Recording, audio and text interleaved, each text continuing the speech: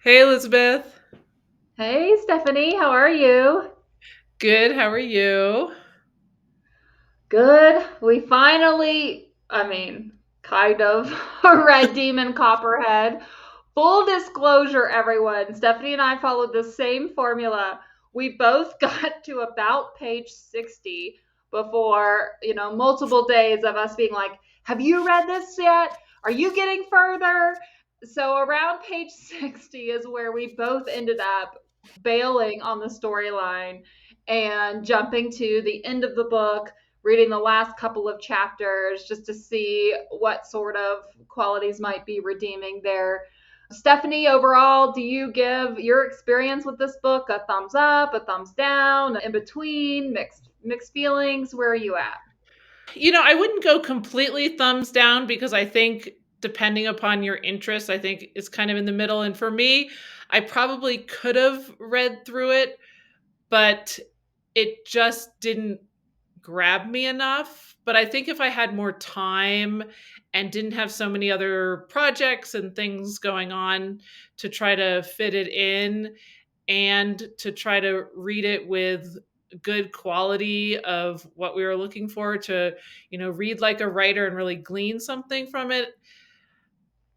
That's probably, I mean, in terms of learning from it, I'm not so sure I give it a thought. I would say probably thumbs down for that, just because there wasn't a lot that I took away from it other than it.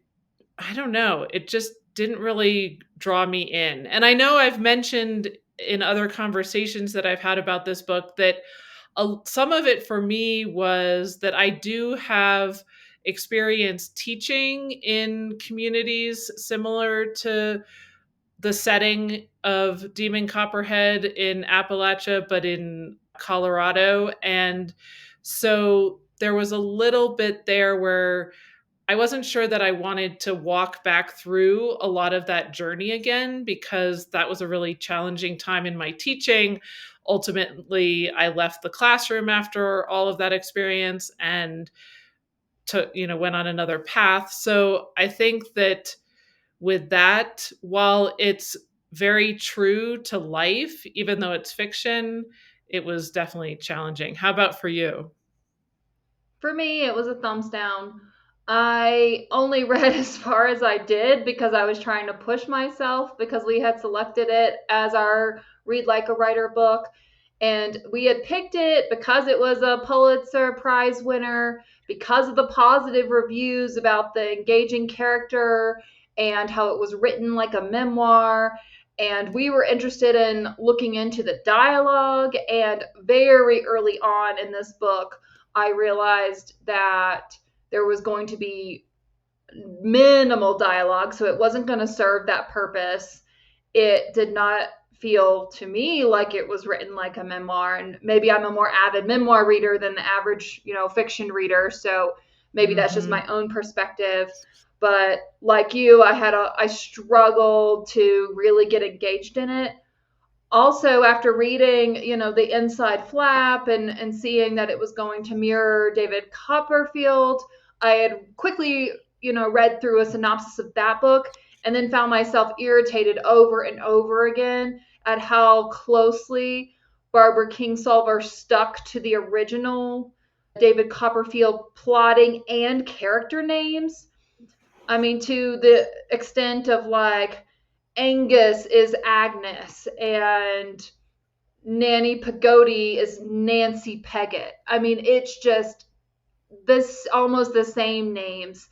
So I was a bit irritated by the lack of creativity in the plot and just at the overall pacing. I guess it did really feel like a older, slower, classic written heavy prose book, and I just couldn't dig through it.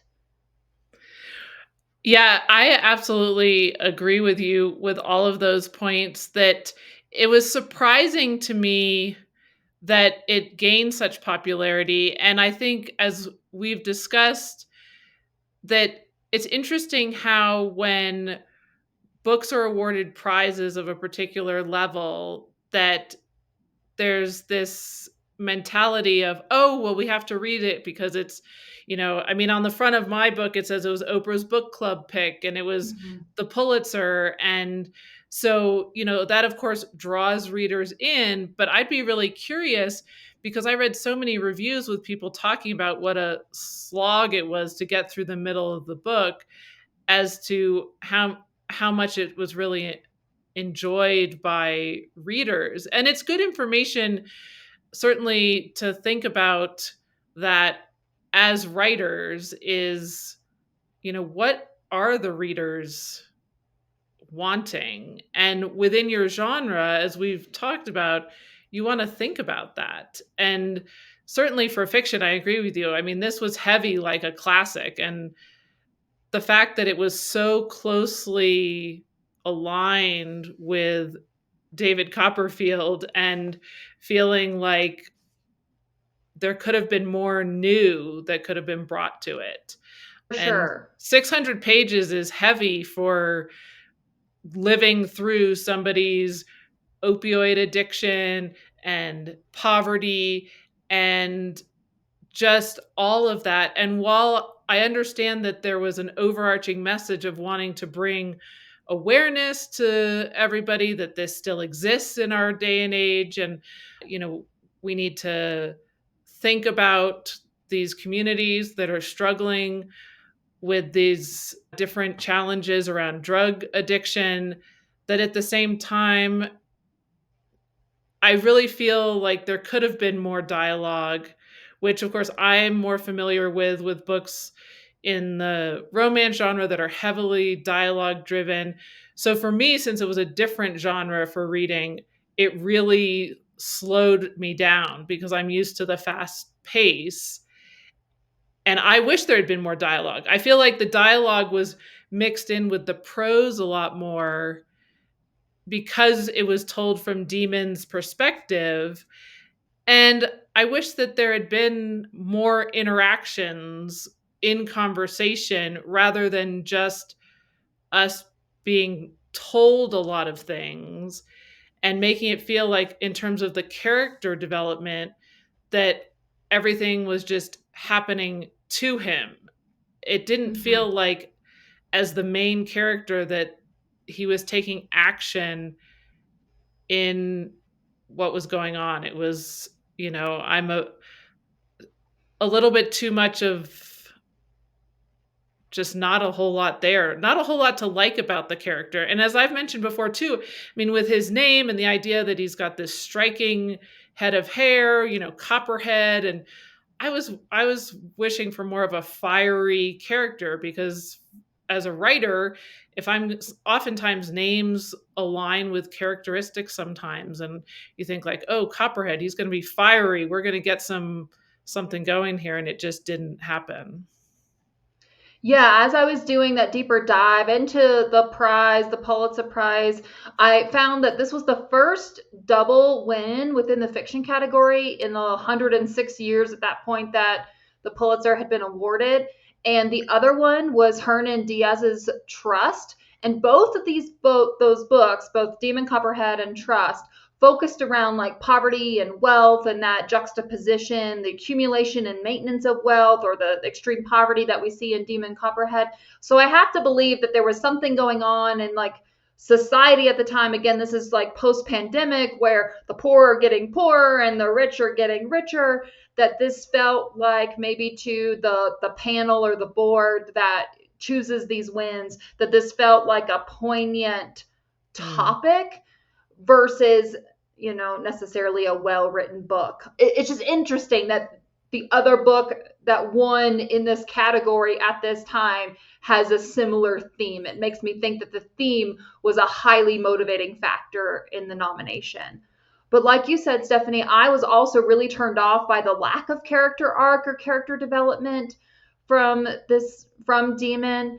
Granted, when we meet him, he's a child, and we understand that children may not have a whole lot of autonomy, but everything in the prose was just in the narration was just happening to him, and I got extremely frustrated. I felt like that's part of what made the plot so slow. It made me feel like, does this guy even have much hope? Like, I didn't have much belief in the character because he didn't have much gumption about him in literally anything that he was doing. So that became a big source of my frustration, and where I really started to disagree with some of the reviews we were reading about how this was so written like a memoir. And I'm like, there's no way you could not market a memoir that has this lack of character development and active participation in what's happening in your life. It would be the most boring memoir ever if there's no action being taken by the main character. And I grew really frustrated with that in the, whatever 5% of the book that I actually managed to read. No, absolutely. It really was slow going.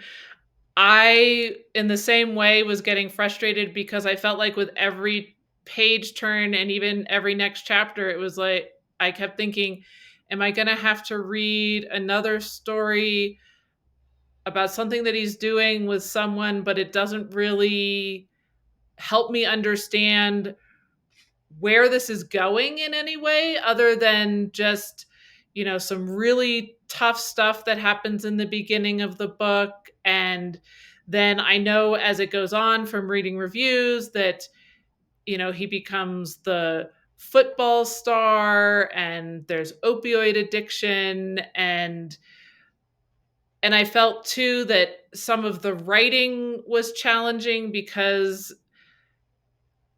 it just had no breaks. It just felt like long, lengthy descriptions that were going on too long. And maybe this was to mirror the dialect, but sentences ending at unexpected moments, and definitely I guess you could say, a rule breaker because of King Solver's King Solver being such a renowned writer and author. And I've certainly loved so much of her earlier work. So that was another thing going into the book, is I was so disappointed because I remember reading some of her other works and just absolutely loving her books. And so to have this feel so copy and pasted essentially from a classic. And I don't know if the intention is to try to bring this next generation into a classic in a different way and hyping it up. But it just didn't really, I don't feel that it successfully played out that way. And so it was definitely interesting. Right. And I know you and I have talked sort of offline about other characters that we were actually really interested in. Like Maggot, the gay neighbor boy, and even the drug addicted mom, or she was, at some point she was sober or in Yeah. recovery. Like, there are definitely characters within this that were kind of side characters that I was more interested in than Demon's story. So it's a shame that Kingsolver didn't take the classic and put a new spin or a new perspective on it. Like, I've seen, I forget the author's name, but she wrote Saoirse, and then she also wrote Song of Achilles, where she took classics, but she put a different perspective on it. And that's was not happening in this story.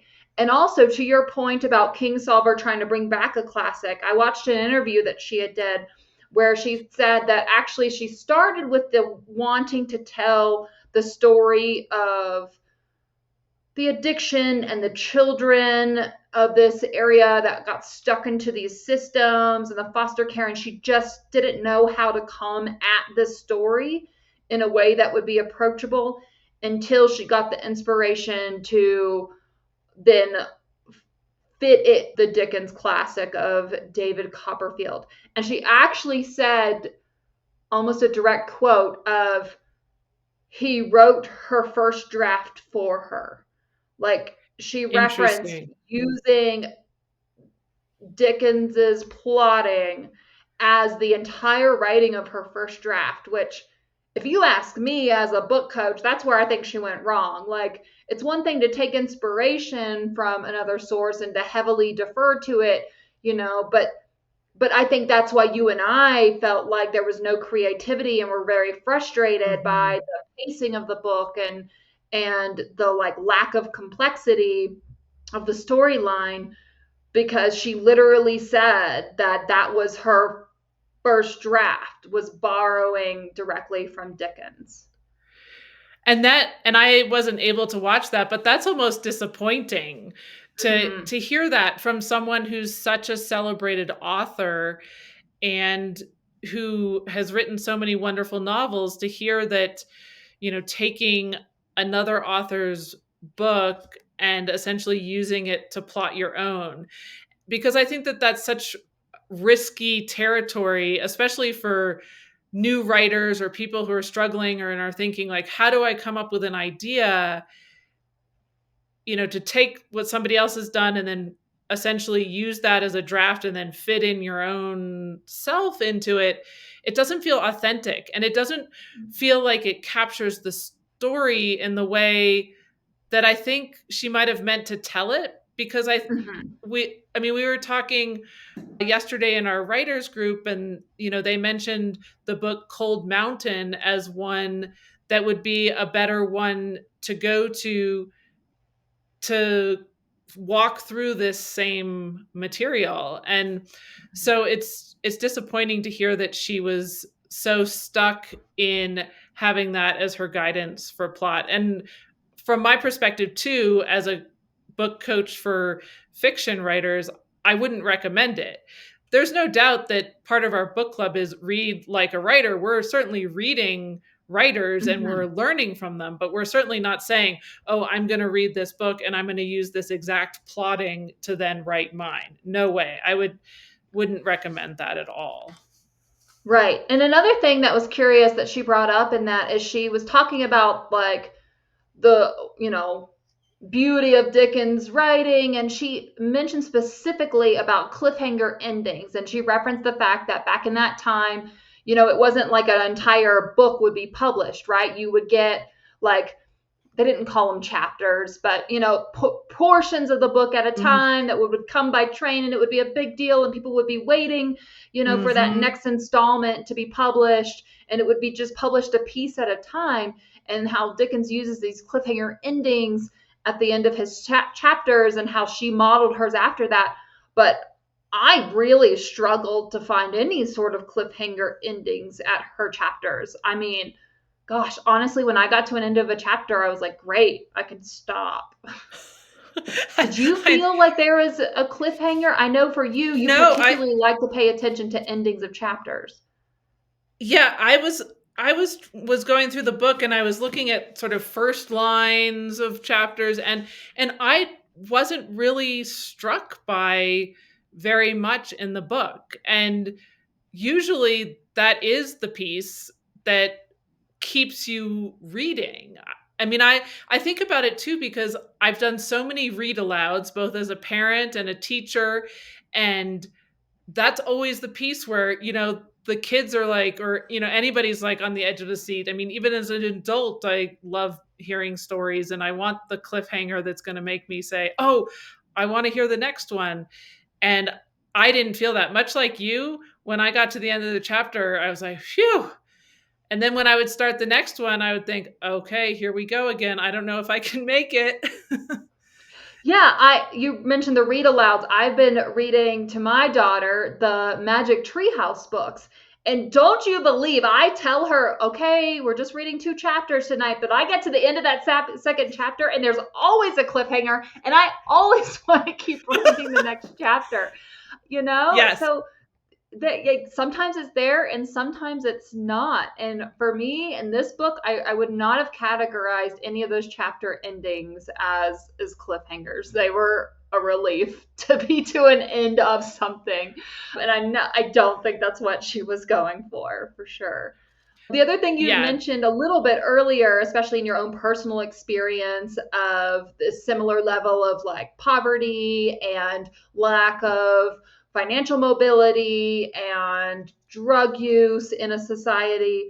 I've had issue with her representation of Appalachia, and I know she lives there. I know she's from there. I understand what Mhm. her intent was, and maybe I would have felt differently if I hadn't had exposure to some of these other things. But when I look at the contrast of how she presents it, where, in my opinion, she pulled all of these tropes into this one character of Demon, it made him seem inauthentic to me. Because, and I know that there are other readers that had the totally opposite, impression of him, but I just felt like it was an overuse of tropes for one character, and I much prefer the depictions of this area and the struggles of the mining and the drug use that are represented in the TV series of Dope Sick or in the music of Tyler Childers.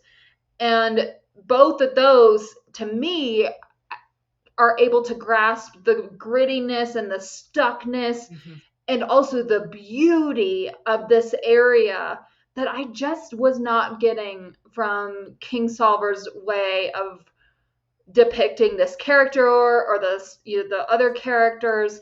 It really felt like they all felt stuck, and there was a little bit of illusion at the end of wanting to call this place home, but there were just so many, however she described it, I think IEDs along the road as he was driving, like memories that could just explode in his face at any point of hard things.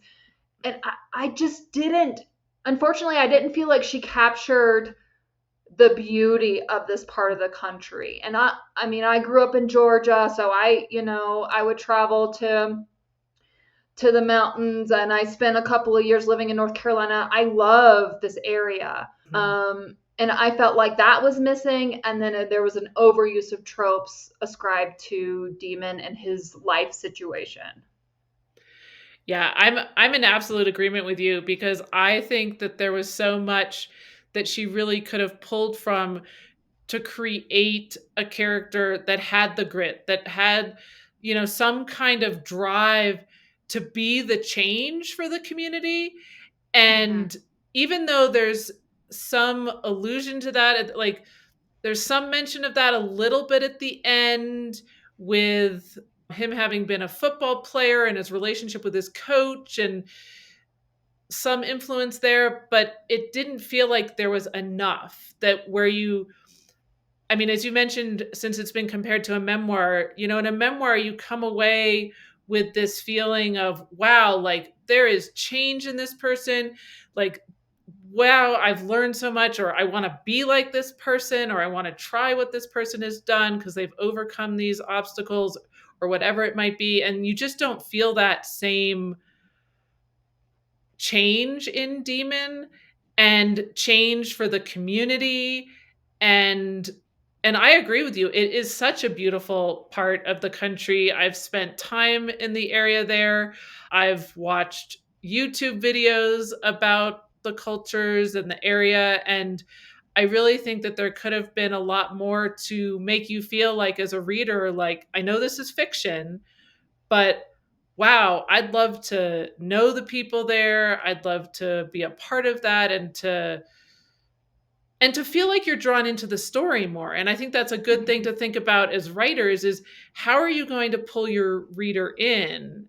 And the main character is often the first point that happens. And that, like for you, that also didn't happen for me. I unfortunately, other people might feel differently, but I wasn't feeling connected to Demon and his experience and anything. And I didn't feel like there was much voice. I mean, his voice is softer at the end a little bit, but there's still not a whole lot of change.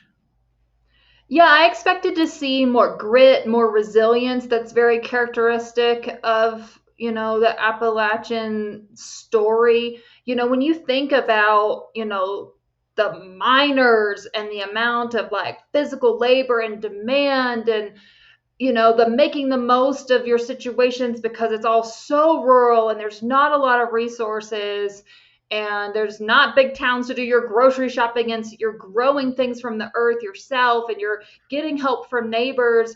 And I just felt like that, what I think is at the heart of this region, I felt like those qualities were really missing from this story.